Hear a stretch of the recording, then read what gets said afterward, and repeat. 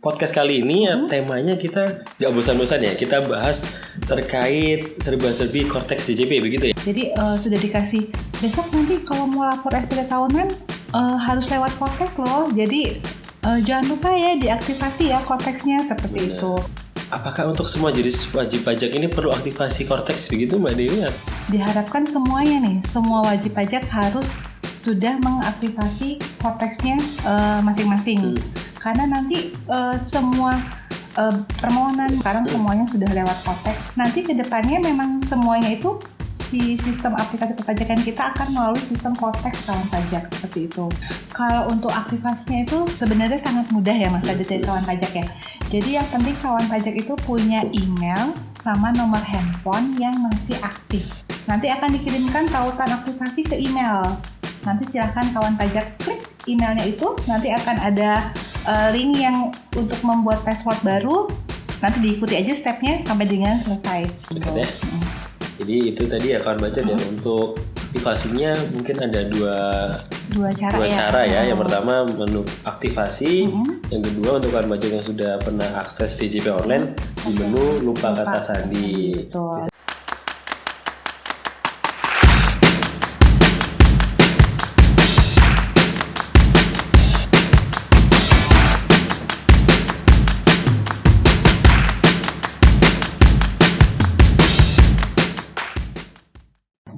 Selamat pagi kawan pajak, selamat datang dan selamat bergabung kembali di podcast Kata Lo Gue. Podcastnya Kanwil DJP Banten, tempat kawan pajak sharing, diskusi, dan curhat terkait peraturan dan ketentuan-ketentuan perpajakan terupdate. Kembali lagi dengan saya Radityo Utomo, penyuluh pajak di Kanwil DJP Banten. Seperti biasa, untuk podcast Kata Lo Gue, kita nggak sendirian. Nah, hari ini kita ditemani oleh Mbak Dewi, penyuluh pajak dari KPP atau Kantor Pajak Serang Barat ya Mbak Dewi ya. Betul Mas Adit. Mbak Dewi, gimana kabarnya? Halo Mas Adit, alhamdulillah baik. Semoga kawan pajak juga dalam keadaan sehat-sehat aja ya. Iya, semoga kita semua sehat selalu. Oke Mbak Dewi, untuk podcast kali ini temanya kita gak bosan-bosan ya. Kita bahas terkait serba-serbi Cortex DJP begitu ya. Betul.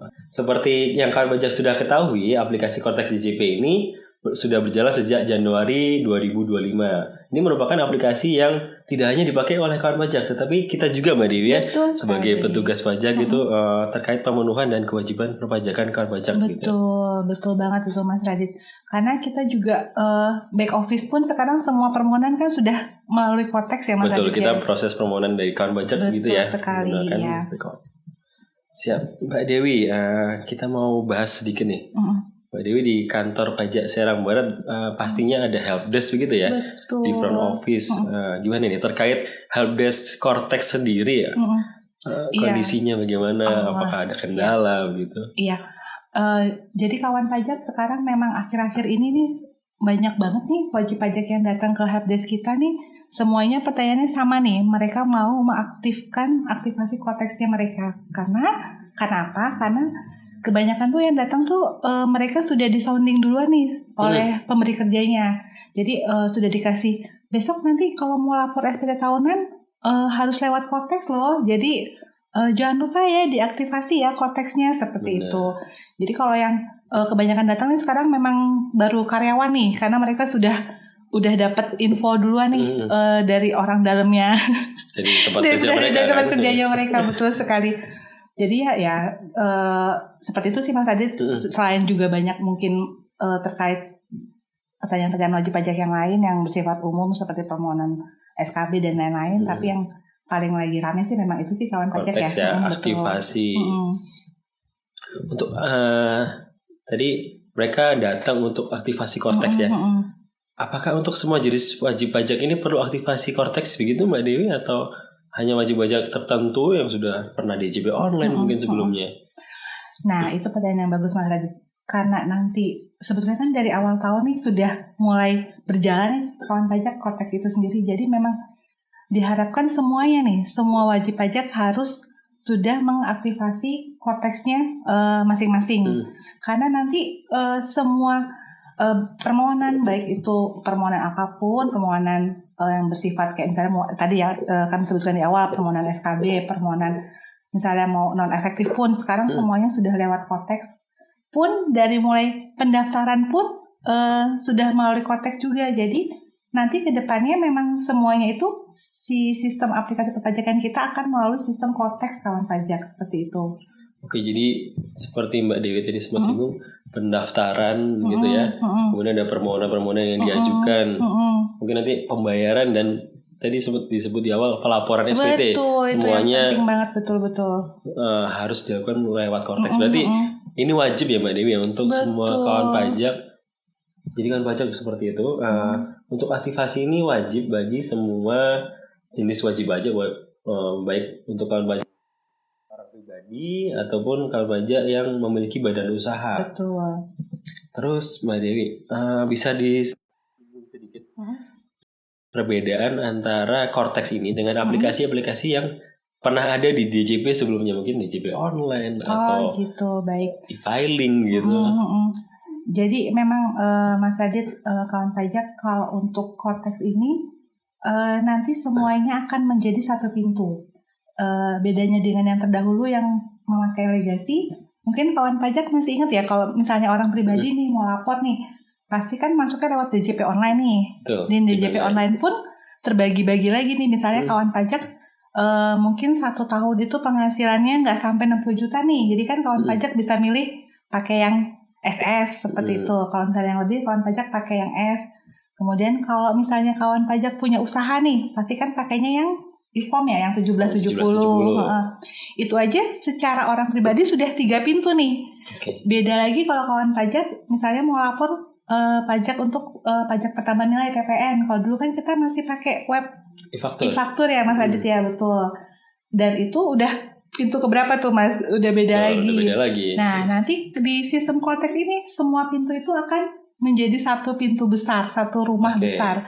Jadi misalnya Mas Radit mau lapor orang pribadi, kawan pajak lapornya ya di Cortex. Mau lapor badannya pun lewat pintu Cortex juga.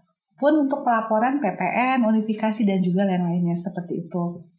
Oke, jadi seharusnya lebih memudahkan ya Mbak Dewi ya. Karena masuk di satu pintu kemudian terintegrasi begitu di satu aplikasi. Jadi lebih simpel ya kawan pajak ya. Kemudian ada perbedaan yang signifikan lagi Mbak antara aplikasi yang terdahulu tadi sempat disebut legacy ya dengan aplikasi Cortex ini. Mungkin yang paling sering kawan pajak alami itu terkait dengan pelaporan. Kalau pelaporan itu kan misalnya nih kembali lagi ke masa pajak, misalnya yang kita bahas PPN nih Mas Radit. Kalau dulu kan masih bisa nih, misalnya kawan pajak sudah punya bayangan nih, oh nanti bulan September nih pembayarannya kira-kira 20 juta nih. Jadi biasanya kawan pajak tuh bayar duluan nih si 20 juta PPN-nya itu. Baru nanti bagian teksnya, bagian pajak mereka tuh bikin pelaporannya, baru uangnya udah dibayar duluan, baru pelaporannya. Nah itu nanti tidak seperti itu lagi tuh kawan pajak. Kalau untuk kayak misalnya PPN maupun unifikasi, kawan pajak mau nggak mau harus sampai dengan selesai dulu pelaporannya. Jadi nanti sistemnya itu akan meng-create billingnya Mas Radit. Jadi nanti pas ketika sampai udah tahapan akhir, bayar dan lapor. Nah itu nanti sistemnya akan langsung membuatkan kawan pajak billing. Betul. Jadi itu kan akan meminimalisasi ya kesalahan pembayaran, kesalahan kode jenis pajak seperti itu. Oke, menarik ya Mbak Dewi ya. Jadi itu tadi terkait pelaporan, ada cukup banyak perubahan yang signifikan ya kawan pajak sekalian. Jadi perlu diperhatikan tidak ada lagi namanya pembayaran billing untuk SPT di depan begitu ya. Nanti billingnya akan terkreat otomatis kawan pajak ketika kawan pajak sudah membuat konsep SPT sampai di tombol klik bayar dan lapor gitu ya. Iya betul sekali Mas. Oke, itu untuk pelaporan dan pembayaran. Nah kita agak mundur sedikit Mbak Dewi ke aktivasinya. Oke, bagaimana tata cara aktivasi kawan pajak yang tadi disebut untuk orang pribadi, untuk badan, apakah ada beberapa cara atau cuma satu di satu menu begitu? Kalau untuk aktivasinya itu sebenarnya sangat mudah ya Mas Radit dari kawan pajak ya. Jadi yang penting kawan pajak itu punya email sama nomor handphone yang masih aktif. Kenapa masih aktif? Karena nanti sistem itu akan memberikan semacam kode verifikasi itu Mas Radit ke email maupun ke nomor handphone tersebut. Nanti kalau untuk kawan pajak sudah meyakini nih si email sama nomor WA-nya sudah aktif, kawan pajak bisa masuk ke portal Cortex DJP, yaitu di cortexdjp.pajak.go.id. Nanti silakan pilih yang aktivasi akun. Nanti kawan pajak, walaupun di situ tulisannya NPWP, tapi tetap yang dimasukkan nomor NIK ya, kawan pajak ya, nomor NIK-nya yang 16 digit. Nanti akan dikirimkan tautan aktivasi ke email. Nanti silakan kawan pajak klik emailnya itu, nanti akan ada link yang untuk membuat password baru. Nanti diikuti aja stepnya sampai dengan selesai. Seperti itu sih Mas Adit. Nah, kalau misalnya kawan pajak sebelumnya kan udah sering lapor pakai DJP online nih. Nah, itu lebih mudah lagi nanti ketika masuk ke cortexdjp.pajak.go.id, kliknya yang lupa kata sandi aja.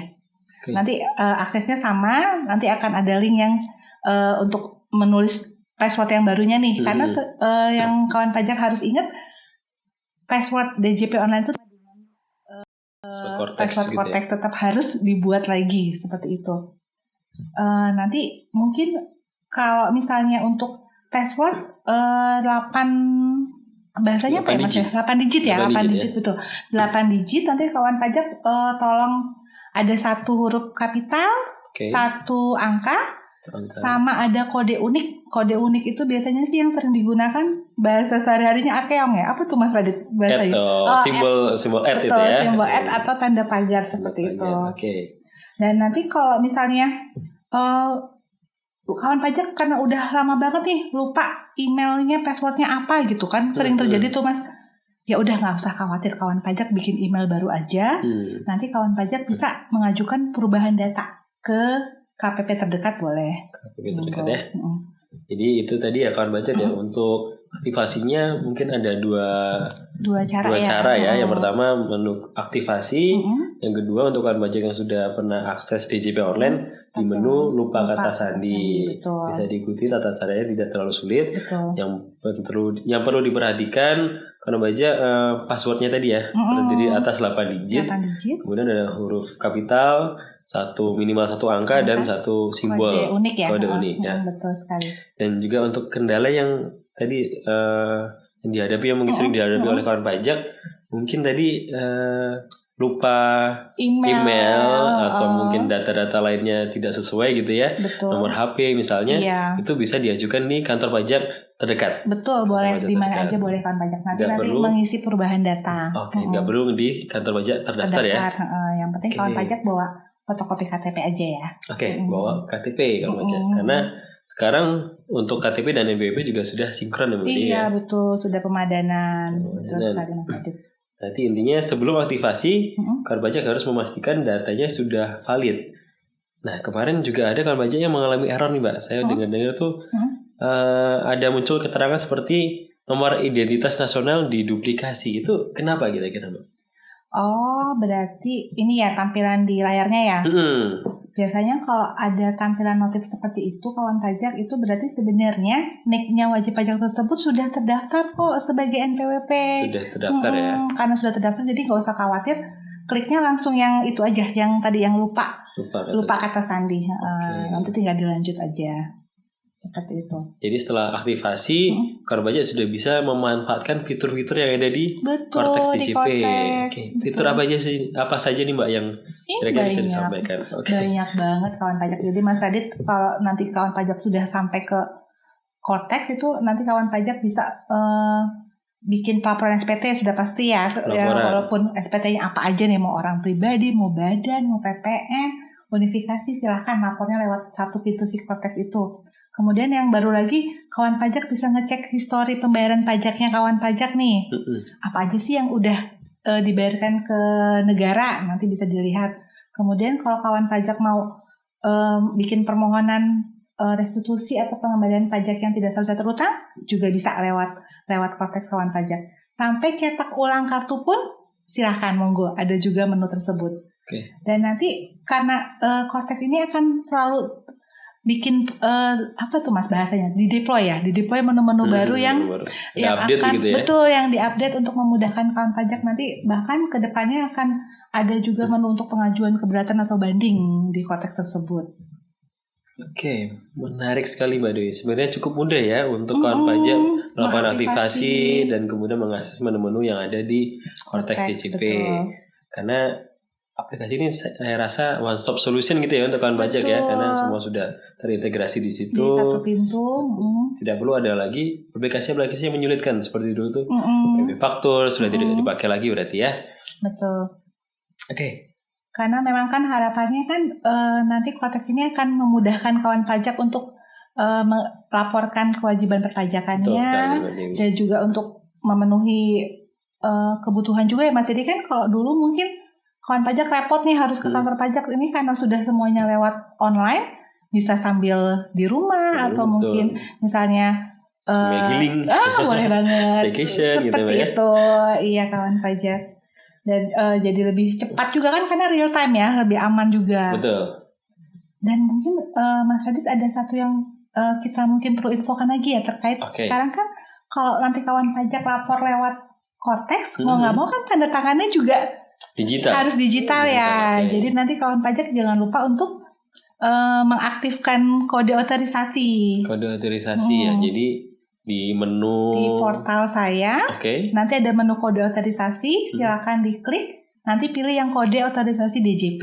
Oke, jadi ketika sudah aktivasi, sudah buat password, kawan pajak login seperti itu, kemudian cari menu portal saya, kemudian pilih yang pembuatan kode otorisasi itu ya. Oke, kawan pajak itu ada, berarti ada dua nih Mbak ya, selain aktivasi, buat juga kode otorisasi yang kawan pajak supaya dapat tanda tangan sertifikat. Dan itu juga sama Mas Radit, ada 8 digit juga. Kalau kawan pajak biasanya sih kami ngasih masukannya kalau ada yang ke helpdesk dibuat sama aja. Sama ya, sama si password Cortex. Jadi kan sama-sama 8, tanda tangannya juga harus 8, harus ada satu kapital juga sama satu angka dan sama si kode unik itu. Biar satu aja deh ngapalinnya gitu. Seperti itu Mas Adit. Jadi gitu kan pajak. Oke, mungkin Mbak Dewi ada penutup, ada penjelasan lain yang mau ditambahkan mungkin?